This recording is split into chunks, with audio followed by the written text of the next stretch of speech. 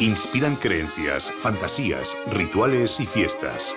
Como demonios temibles, como pruebas de valentía, como venerables seres superiores o espíritus poderosos.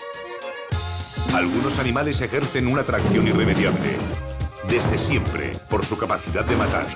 Sin embargo, algunas personas no los temen. ¿Por qué? Natura visita muy diversos pueblos y culturas para explicar los mitos que rodean a los depredadores más fascinantes y la relación que tenemos con ellos. Animales de leyenda, en Natura.